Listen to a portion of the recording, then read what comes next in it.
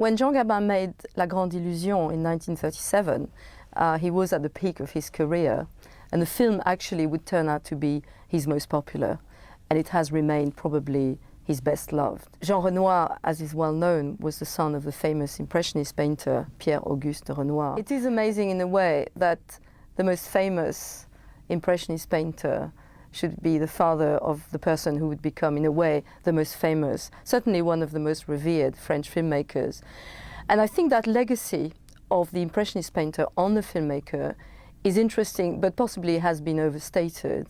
But what we can see as an interesting legacy is probably in terms of realism, in terms of a common love of landscape, of nature, but also more practically the fact that Renoir was the son of a very famous and successful painter meant that he had financial independence.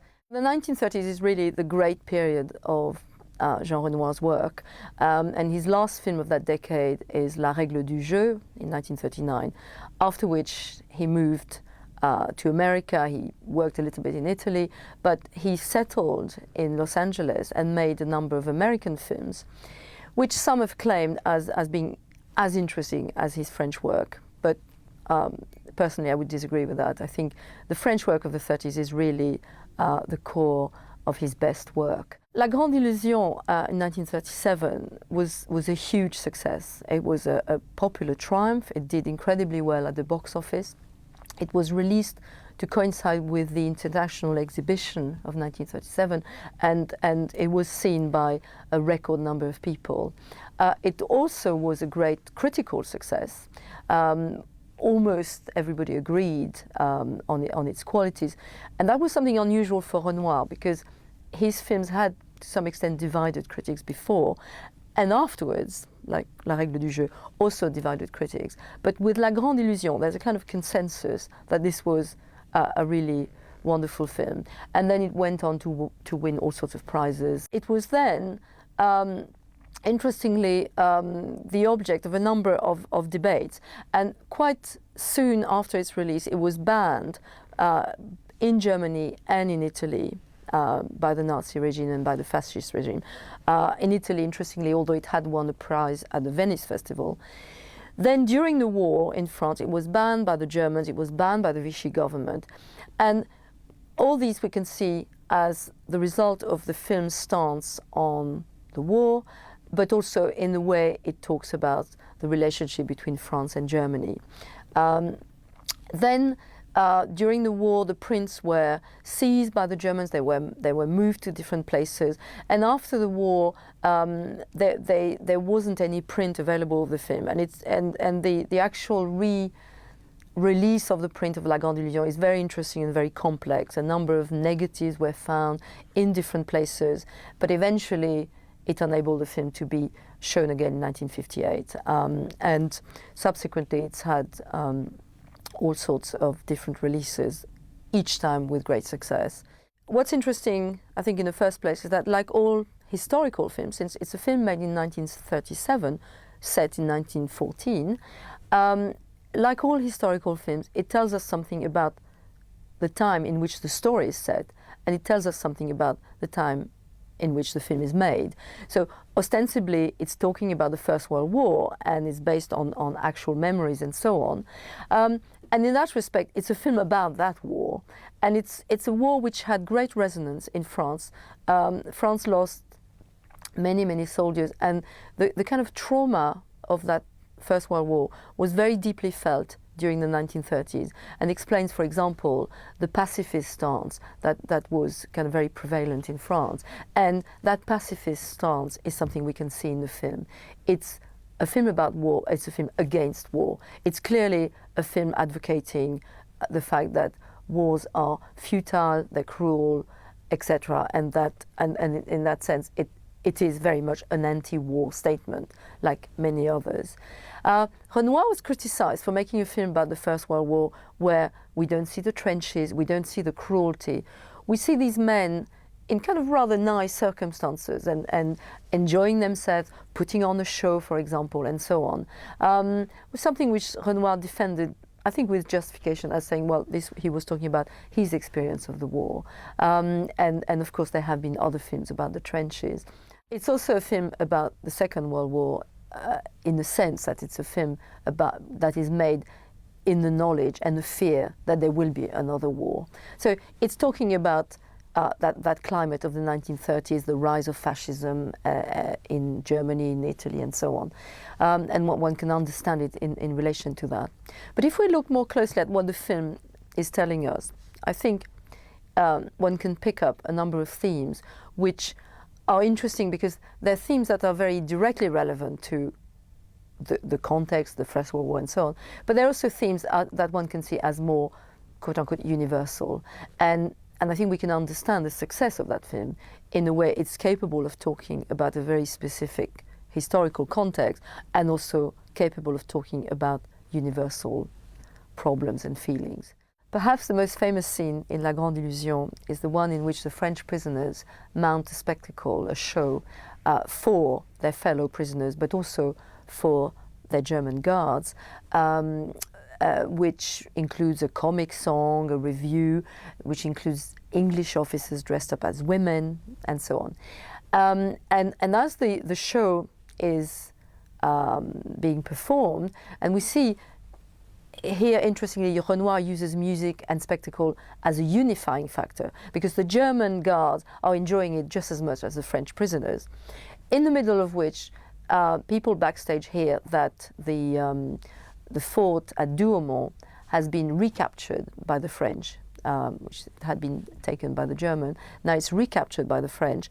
And Jean Gabin, Maréchal, comes on stage and announces it. And at this point, one of the English officers takes off his wig and asks the band to play La Marseillaise.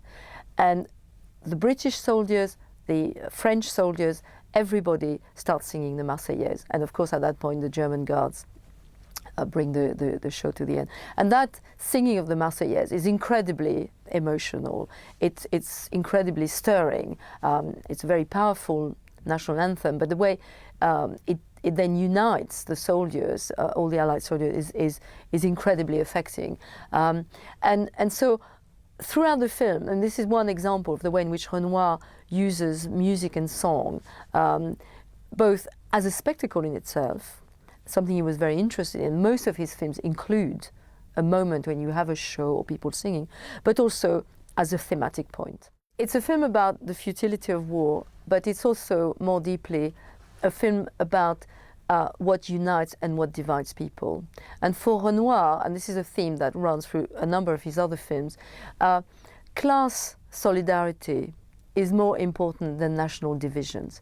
And throughout La Grande Illusion, we see examples of the way in which a French working class man and a German working class man have more in common than they are separate. They have more in common, for example, than a French working class man and a French aristocrat. And the relationship between Maréchal and de Boieldieu is something which is very much at the heart of the film, in showing what divides these men.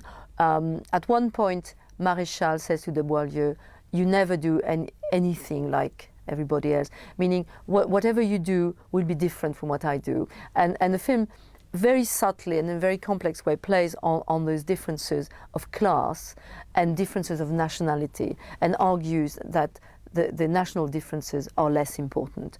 And this is one of the great statements of the film. And of course, that goes from friendship to romance. So at the end, when Maréchal and Elsa have a budding romance, we see that their love can blossom across national divides. And also, and this is another important theme in the film, across language divide. Because Maréchal does not speak German, Elsa does not speak French, and yet they can communicate. So the film is about fraternity, friendship, transcending national divisions, and in some respect also transcending class division, at least temporarily during the war. But it's also about communication and lack of communication, the difficulties in communication, but also how you can communicate, for example, through gestures, through feelings. One of the novelties of La Grande Illusion was using original languages, so that the French are played by French actors who speak French, the Germans are played by German actors who speak German, and so on and so forth. So that the film is forced to use subtitles at times to bridge that division. And that was something very unusual in 1937, certainly. But also thematically, La Grande Illusion uses language barriers and language communication very effectively and in a very complex way. So we see that at times language is what unites people, and even in some cases another language can unite people. Very famously, de Boieldieu and von Raffenstein are able to communicate in English. That's their sort of lingua franca. And English, they both speak English because they're aristocrats and they're very cultured. So English there functions as a kind of bridge, and at other times it functions as a division. So La Grande Illusion, it's about the war, it's against the war, it's a pacifist film, it's a film about fraternity, about class divisions, it's a film about communication and language. And I think finally it's about illusion. And here one might want to reflect on the title. Why La Grande Illusion? Many people have wondered that. The title itself is taken apparently from a book about Europe.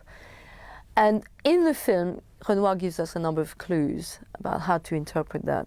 One of the most immediate one is, of course, the illusion that the First World War is going to end soon.